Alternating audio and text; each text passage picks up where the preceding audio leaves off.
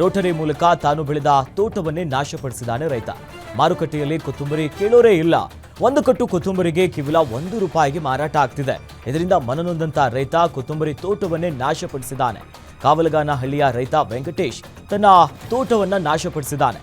ಚಿಂತಾಮಣಿ ತಾಲೂಕಿನ ಕಾವಲಗಾನಹಳ್ಳಿ ಗ್ರಾಮದ ರೈತ ತಾನು ಬೆಳೆದಿರುವಂತಹ 2 ಎಕರೆ ಜಮೀನಲ್ಲಿದ್ದ 1 ಲಕ್ಷಕ್ಕೂ ಹೆಚ್ಚು ಖರ್ಚು ಮಾಡಿ ಬೆಳೆಯನ್ನ ಬೆಳೆದಿದ್ದ. ಅದಾದ ಮೇಲೆ ಯಾವಾಗ ಕೊತ್ತಂಬರಿ ಬೆಲೆ ಕುಸಿತ ಆಯಿತು, ಇದರಿಂದ ಆರ್ಥಿಕ ಸಂಕಷ್ಟಕ್ಕೆ ಸಿಲುಕಿದಂತ ರೈತ ಈ ರೀತಿಯಾಗಿ ತಾನೇ ನಾಶ ಮಾಡಿದ್ದಾನೆ.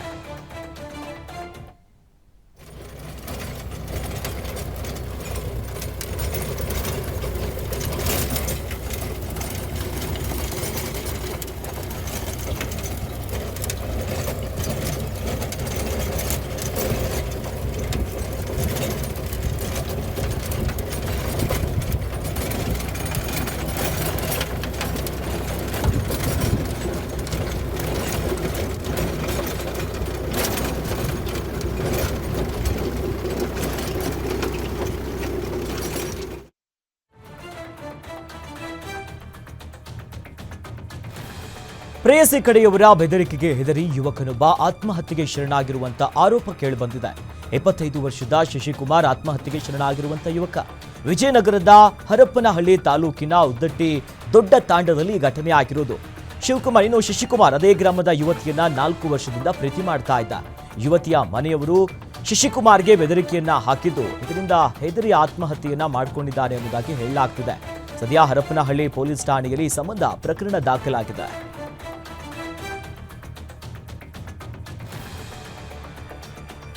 ಹಸುವಿನ ಮೈ ತೊಳೆಯಲು ಹೋಗಿ ನೀರಿಗೆ ಬಿದ್ದು ಸಾಫ್ಟ್ವೇರ್ ಎಂಜಿನಿಯರ್ ಮೃತಪಟ್ಟಿದ್ದು, 2 ದಿನಗಳ ಬಳಿಕ ಟೆಕ್ಕಿ ಮೃತದೇಹವನ್ನ ಪತ್ತೆ ಮಾಡಲಾಗಿದೆ.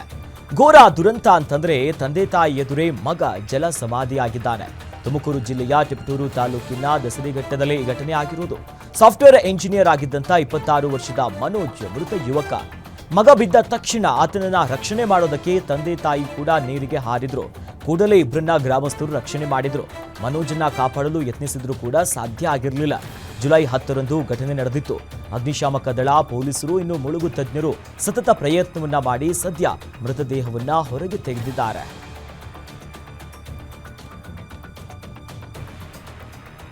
ವೈದ್ಯಗೆ ಗಂಡನ ಮನೆಯವರು ವರದಕ್ಷಿಣೆ ಕಿರುಕುಳವನ್ನ ನೀಡಿ ಆಕೆಗೆ ಗರ್ಭಪಾತ ಮಾಡಿಸಿರುವಂತಹ ಆರೋಪವೊಂದು ಕೇಳಿಬಂದಿದೆ.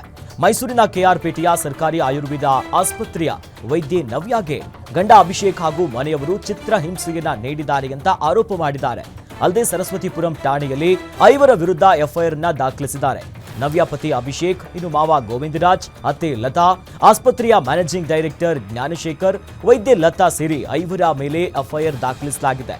ಇನ್ನು BAMS ಓದುತ್ತಿರುವಂತಹ ವೈದ್ಯೆ ನವ್ಯ ಚಿನ್ನದ ವ್ಯಾಪಾರಿ ಗೋವಿಂದರಾಜು ಎಂಬಾತನನ್ನ ಮದುವೆಯಾಗಿದ್ರು. ಸುಮಾರು 80 ಲಕ್ಷ ಖರ್ಚು ಮಾಡಿ ಮಗಳ ಮದುವೆಯನ್ನ ಅದ್ದೂರಿಯಾಗಿ ಮಾಡಿಕೊಡ್ಲಾಗಿತ್ತು. ಆದರೆ ಇದೀಗ ನನ್ನ ಮಗಳಿಗೆ ವರದಕ್ಷಿಣೆಯ ಕಿರುಕುಳವನ್ನ ನೀಡ್ತಿದ್ದಾರೆ ಅಂತ ಸಂತ್ರಸ್ತೆಯ ಮನೆಯವರು ಆರೋಪವನ್ನ ಮಾಡಿದ್ದಾರೆ. ಡ್ರಗ್ಸ್ ಮಾಫಿಯಾ ವಿರುದ್ಧ ಮಂಗಳೂರು ಪೊಲೀಸರು ಭರ್ಜರಿ ಕಾರ್ಯಾಚರಣೆಯನ್ನು ನಡೆಸಿದ್ದು, ಡಾಕ್ಟರ್ಗೆ ಕೆಡ್ಡ ತೋಡಿದ್ದಾರೆ.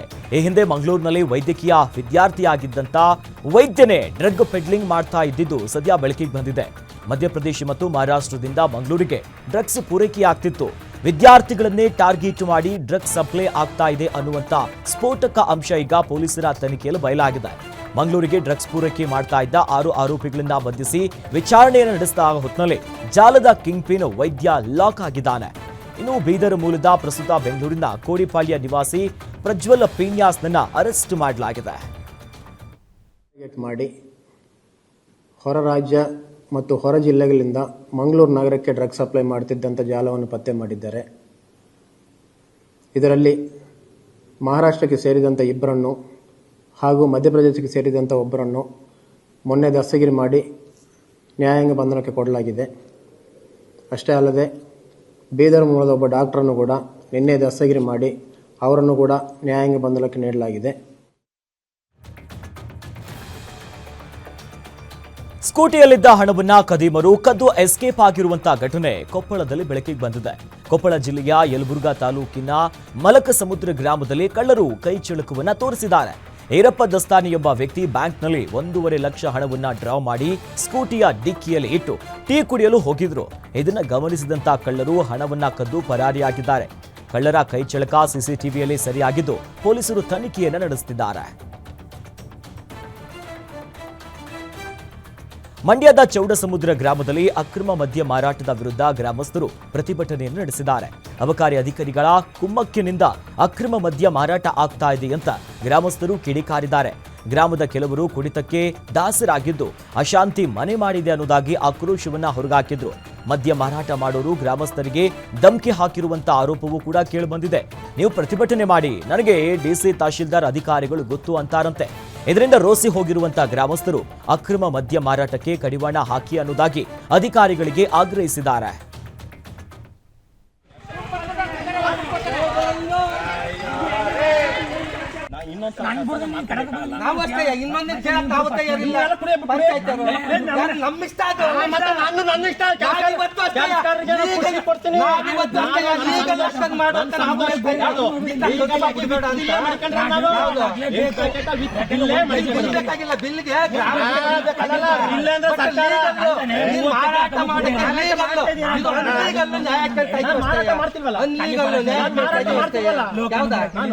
ದುಡ್ಡು ಮಾರಾಟ ಮಾಡ್ತಿಲ್ಲ.